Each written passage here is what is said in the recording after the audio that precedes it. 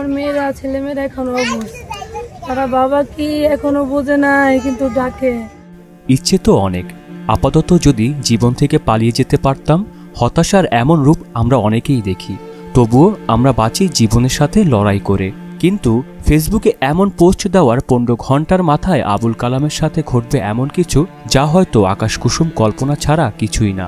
রোববার বেলা 12:30টার দিকে হঠাৎ করেই মেট্রো রেলের ওপর থেকে ভারী ধাতব অংশটি নিচে পড়ে তার মাথায় আঘাত হানে। মর্মান্তিক দুর্ঘটনায় প্রাণ হারান তিনি। লড়াই করার সুযোগও পেলেন না আবুল কালাম। শৈশবে বাবা মা হারানো আবুল কালাম তার 2 সন্তানের জন্য রেখে গেলেন শূন্যতা, অনিশ্চিত ভবিষ্যৎ। নিহত আবুল কালাম আজাদের বাড়িতে চলছে শোকের মাতম। ঢাকা থেকে ময়নাতদন্ত সহ সকল আনুষ্ঠানিকতা শেষে রাত 9:15টার দিকে সিদ্দিরগঞ্জের নতুন আইলপাড়া শ্বশুরবাড়ির পাশে ভাড়া বাসায় লাশ নিয়ে আসা হয়। এ সময় নিহতর আত্মীয় স্বজনরা কান্নায় ভেঙে পড়েন। স্থানীয় লোকজন ও আশপাশের মানুষ এক নজর দেখার জন্য ভিড় জমায়। নিহত আবুল কালাম আজাদ মাত্র 35 বছর বয়সী ছিলেন। 5 বছর আগে দাম্পত্য জীবন শুরু করেছিলেন। স্ত্রী প্রিয়া ও তাদের 2 সন্তান আব্দুল্লাহ ও ফারিয়ার উপর নেমে এসেছে শোকের ছায়া।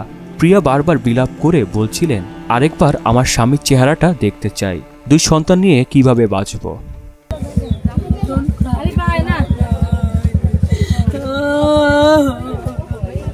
Daddy, don't cry, Allah.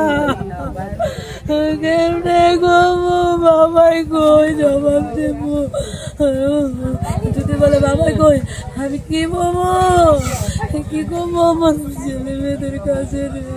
আমার মেয়েরা ছেলেমেয়েরা এখনো অবুঝ, তারা বাবা কি এখনো বোঝে নাই, কিন্তু ডাকে, ড্যাডি তুমি কোথায়, ড্যাডি আসো, কোক চিজ নিয়ে।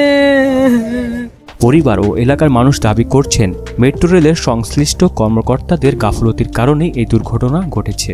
তারা আশা করছে ভবিষ্যতে এমন ঘটনা রোধে সরকার ও মেট্রো রেল কর্তৃপক্ষ যথাযথ ব্যবস্থা নেবে। তবে প্রশ্ন থেকেই যায়, জীবনের নিরাপত্তা আমাদের দেশে আসলে কতটুকু। আহসানুল হৃদয়, মোহনা ডিজিটাল।